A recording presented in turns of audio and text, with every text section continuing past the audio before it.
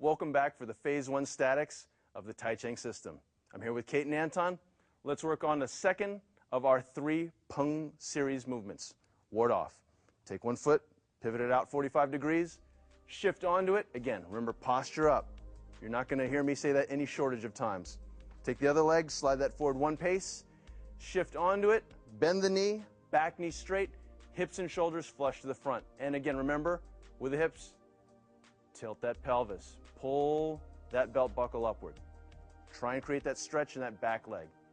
Now, because it's ward-off series, or Peng series, that lead hand is the same as the lead leg, same side. So now you need a splash guard. So now from here, you're going to shift back, and this is exactly the same as what you did before, holding a ball. The only difference is now this backhand, or top hand in this case, is going to articulate a much smaller range. Shifting in, raising the glass, making the toast, turning the hips, shifting at the stance, but just right here. You just drop the palm heel down so the fingers are vertical. Shift back. Body's facing the same direction as your weighted foot. Right. This is the weighted foot rule. Whichever direction the weighted foot points, the hips and shoulders generally also point. We have exceptions to every rule, but this is the general rule. Shift back in. Rounded arm in front. Backhand is just relaxed. Shift back again. Holding a ball. Now here, check the most common errors. Make sure that the pelvis is tucked. Make sure the shoulders are down. Shift into the front. Rounded arm in front. And back.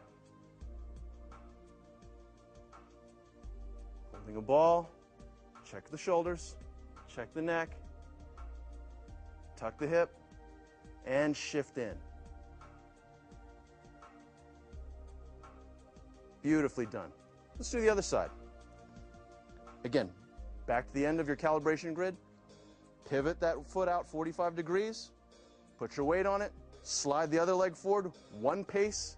Heel should be on the tape, and the middle toes should be on the tape. Holding a ball. Again, remember, the hand that's on top is the same side as your weighted leg when you're in the back stance. Tuck the hips. Pull the belt buckle up, keeping the spine long. Again, remember, tucking the hips doesn't mean crunching forward at the neck. Tall spine. And into the front. Ward off. Lead arm rounded. Backhand splash guard. Shift back. Holding a ball again, keeping the eyes forward. But make sure that this back knee isn't collapsing inward. Pry that knee outward. The more you pry that knee outward, the more the arch gets activated. That's important. And into the front. Don't think the arch is important? Try being a high-speed athlete with a flat foot. You're much more prone to knee, hip, and other problems.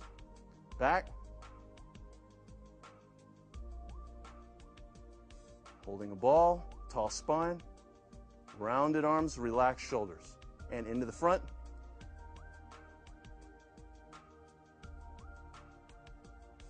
Turning the hip in all the way. Make sure that you feel both those hips in. Even if you're dead sure that you've got your hips in all the way to the front, look down and check. Turn them in all the way. Shift back, holding a ball,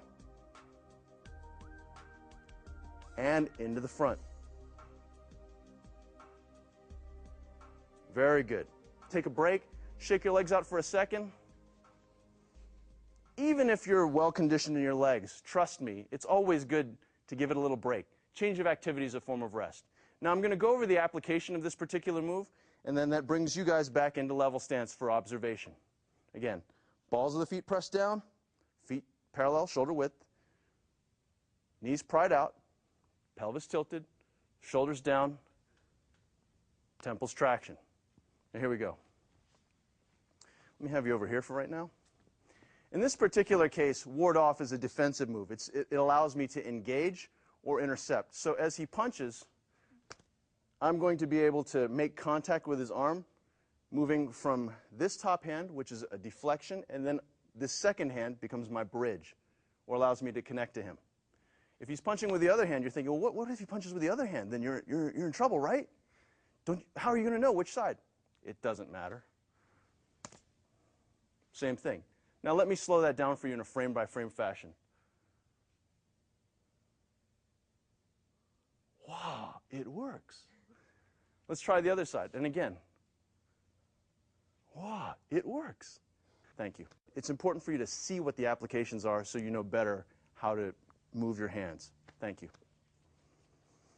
And that takes us into a few more reps. Let's turn this foot out 45 degrees, shift onto it, posture up, float that heel out. Again, no tightrope walking. Offset it.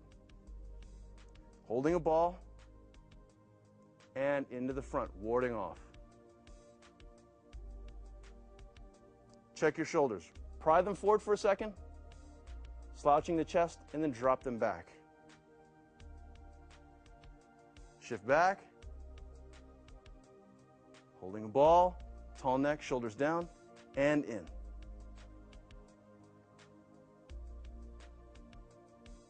Back, turn, shift, move, hands. Turn, shift, move, hands. Great, let's do the same thing on the other side. Pivot the back foot out 45 degrees. Put your weight onto that. Slide the foot forward one pace. Holding a ball, check your weighted foot rule. The foot's pointing 45. Hips and shoulders should also be at that same 45-degree line. Hand on top, hand on bottom. Again, which hand is on top? The weighted foot.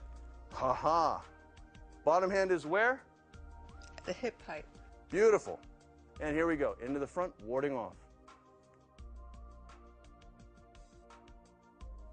Well done. Precision in movement is key. And that's the whole thing that I want you guys to understand. Make sure that you're developing precision in movement. And final rep, in, shift, turn, tall spine. Job well done. Again, I know it seems like at this level of the game we're going a little bit slower. Trust the curriculum. If you're a seasoned athlete, I don't want you to be overwhelmed with details. If you're working on rehab, I don't want you to be suffering. Take your time. We're going to go slow at the beginning so that later on we can ramp you up. Again, if you need more detail, refer back to the Master Scroll. And if you need more support, come visit teambeachbody.com.